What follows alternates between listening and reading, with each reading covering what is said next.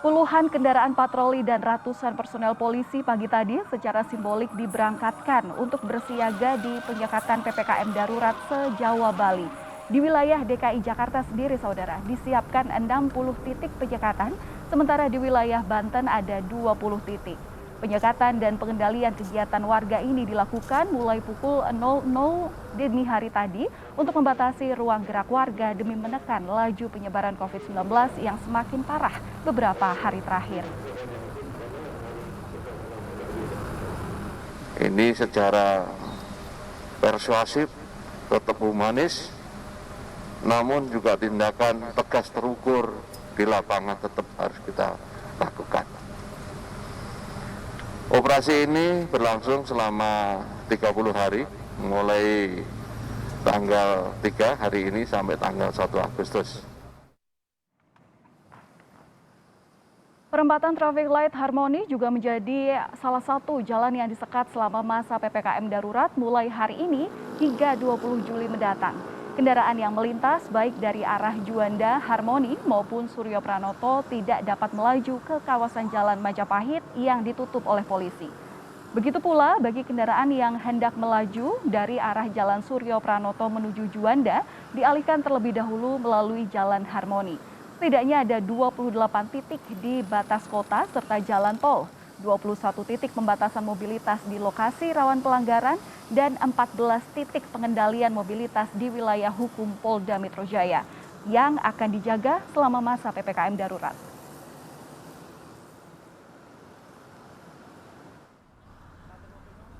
Sejumlah akses keluar tol di ibu kota ditutup guna menekan angka mobilitas masyarakat di masa pemberlakuan pembatasan kegiatan masyarakat darurat ini. Salah satunya, saudara, ada di akses keluar tol Semanggi. Akses keluar kendaraan dari arah Cawang menuju Tomang hanya bisa melalui akses keluar Selipi dan Tebet. Sisanya ditutup seperti di akses tol Semanggi dan Kuningan. Belum banyaknya masyarakat yang mengetahui aturan ini turut menciptakan antrian kendaraan. Pasalnya, kendaraan tetap mengantri dan bernegosiasi dengan petugas kepolisian untuk memberikan izin lintas. Padahal yang hanya diperbolehkan beraktivitas di masa PPKM darurat ini hanyalah pekerja sektor esensial dan kritikal serta masyarakat dengan urgensi khusus. Para pekerja dalam dua sektor ini pun masih banyak yang belum melengkapi diri dengan surat tugas, sehingga petugas kepolisian pun cukup kewalahan menyeleksi kendaraan yang diperbolehkan untuk melintas. Dari rumah mau ke apartemen Avenue. Nah itu di sana saya ada janjian PCR 2 orang. Setelah itu saya bawa ke lab PCR, habis itu masih mau ngambil antigen. Tuh. Tapi saya di Pancoran saya mau keluar nggak bisa di pintu tol Tebet. Terus kemudian di pintu tol Kuningan juga nggak bisa. Nah terus saya harus lewat mana gitu. Tapi sudah sempat tahu belum kalau misalnya memang ada aturan untuk penutupan seperti ini, Pak? Iya sih saya tahu gitu. Cuman nggak ada kelonggaran sama sekali kalau buat untuk petugas medis. Begitu. Harus ada nyawa lagi yang korbanin. Berarti sudah ada surat tugasnya Pak yang dibawa untuk membuktikan misalnya? Sudah. Dan saudara, kita juga akan pantau bagaimana penjagaan pembatasan mobilitas di jalur utama Semanggi, Jakarta Pusat. Sudah ada rekan kami Diana Valencia di sana. Diana, selamat siang. Terlihat tadi banyak pengendara yang nekat mencoba keluar masuk di akses tol Semanggi ini. Siapa dan apa keperluannya? Mengingat Semanggi ini juga merupakan titik yang diadakan pembatasan mobilitas. Seperti apa situasinya terkini? Benar sekali Valentina, bahwa memang hingga siang hari ini masih cukup banyak sebenarnya pengendara yang nekat ataupun membandel memperoleh izin lintas dari petugas kepolisian yang berjaga di tempat saya melaporkan, yakni di akses keluar tol Semanggi.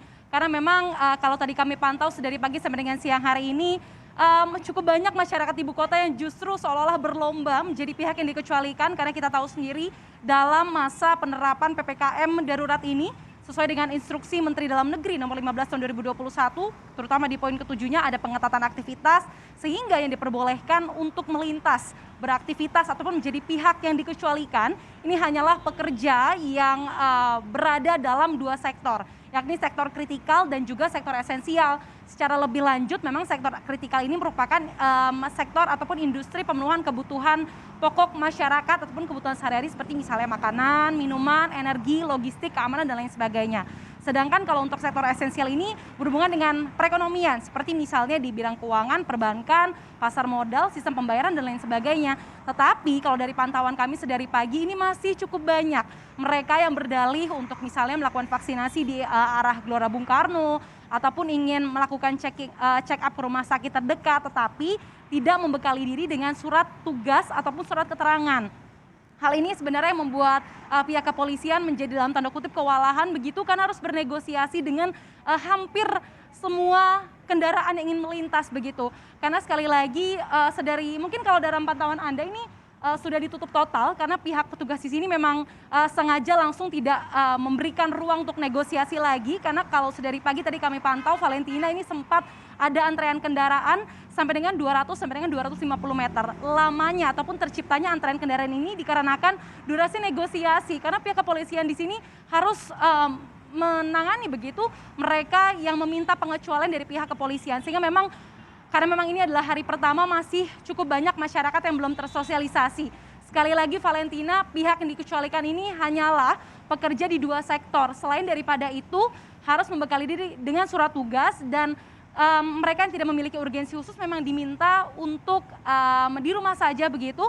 Sehingga ada juga sebenarnya titik penjagaan, salah satunya ini ada di 63 titik sebenarnya, 28 titiknya di batas kota dan jalan tol seperti tempat saya melaporkan. Jadi bagi kendaraan yang melintas dari arah Cawang menuju ke arah Selipi ataupun Tomang, ini hanya akses keluar Selipi dan juga Tebet yang dibuka, sedangkan kalau untuk arah sebaliknya hanya Selipi dan juga Cawang.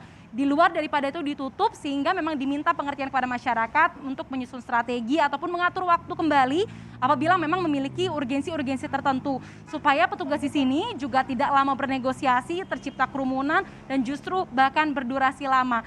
Sanksinya tentu ada, Valentina, tapi kalau menurut pantauan kami tidak ada tilang yang diberlakukan di sini, semuanya ya sifat persuasif dan juga edukatif, terutama perihal aturan baru di PPKM darurat ini. Valentina.